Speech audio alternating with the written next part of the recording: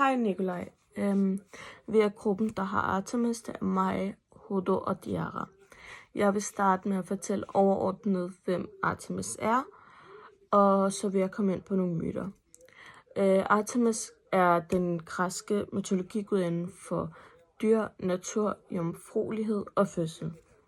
Hun er datter af Zeus og Leto, og så er hun også tvillingssøster til Apollon. Hun er ofte set på med en bue og pil, og så en eller anden art af vilde dyr ved siden af hende. Det kan for eksempel være en hjorte. Hun er så også beskytter for natur og unge piger. Hun bliver så også, hun er set som en stærk og selvstændig gudinde, som alle har stor respekt for. Og især hendes løfte om evig jomfruelighed.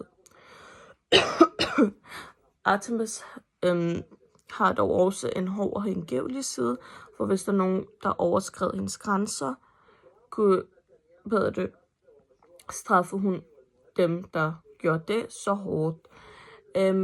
Det gælder så også for naturens orden. Hvis de så overskred den, så vil hun hævne dem hårdt. Min første myte er Orion-myten. Orion-myten er der forskellige versioner af, men den version, jeg gerne vil fokusere på, er den version, der fortæller, hvordan Artemis faktisk var forelsket i Orion, den her jagter. De blev forelsket, fordi de begge havde en stor passion for jagt, og ja, det klikkede bare.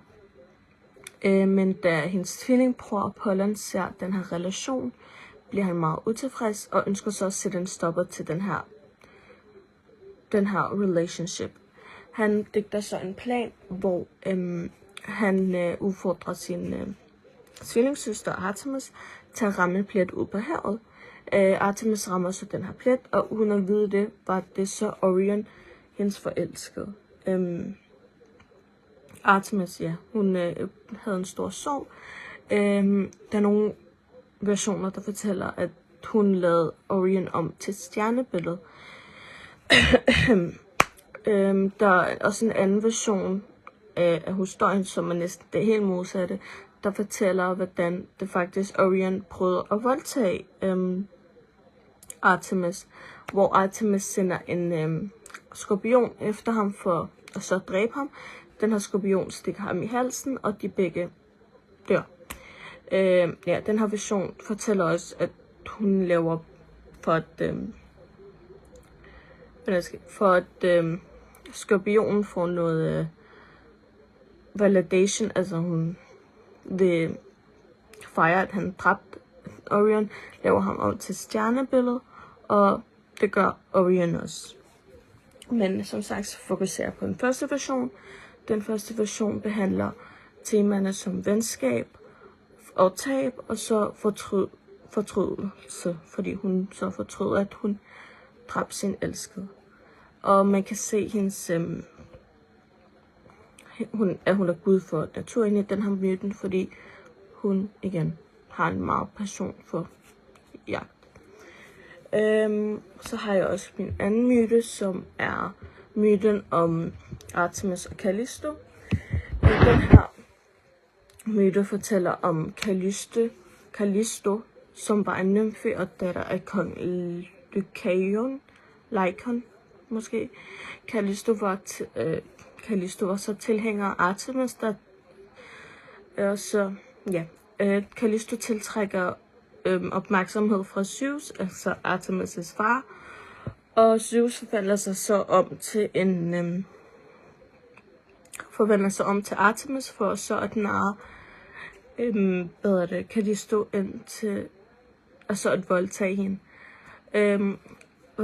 Callisto bliver så gravid, og så da Artemis opdager, at hun er gravid, bliver Callisto udvist fra Artemis' gruppe og bliver forvandlet til en børn, hvor senere hun bliver dræbt af sin søn.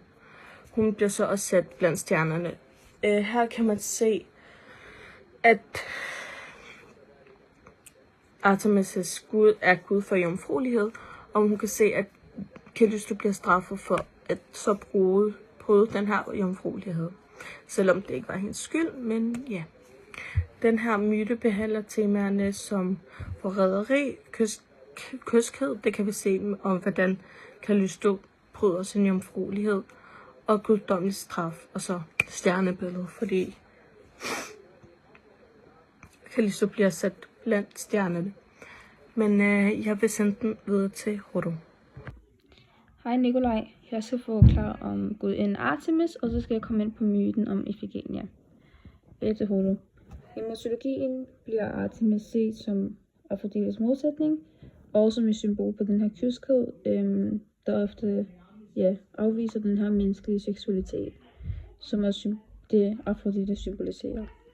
Artemis hun har en meget vigtig rolle som dyrenes beskytter, og som en jæger, og hun har tendens til ikke at bøje sig under for sådan menneskelige ønsker, og det kommer også klart frem i myten om Ifigenia.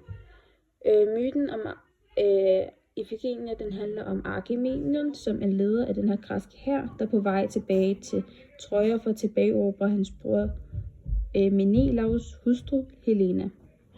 Agamemnon han havde så dræbt en meget hellig hjort, hvilket så havde fornærmet Artemis, og som straf så vælger hun så at blokere den her vind, Agamemnon skal bruge til at komme tilbage til Troja. Artemis hun kræver så af Agamemnon, at han skal ofre sin datter Ifigenia for at få den her vind, han skal bruge. Og Agamemnon han vælger så at ofre hende, og ved at lokke hende tilbage til Aulis, ved at sige, at hun skal giftes med gudindens søn Achilles.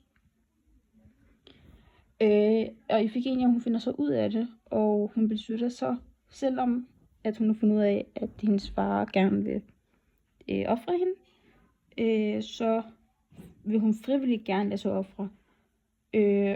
Og det her det er så den ene version, hvor Ifigenia hun ender med at dø, men der er også en anden version, hvor Artemis hun så griber ind og erstatter Ifigenia med en hjort. Ja, og den her myte, den viser så Artemis' rolle som dyrenes beskytter, og ved at kræve det her menneskelige offer i stedet for, så viser hun, at dyr ikke bare er det her jagtbytte, men også hellige og sådan værdige af beskyttelse.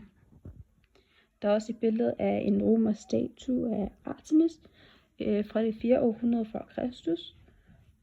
Artemis hendes kendetegn er først og fremmest en bue, eller hun har som regel en bue, og så har hun også som regel et dyr afbildet sammen med hende, og det er oftest et hjort.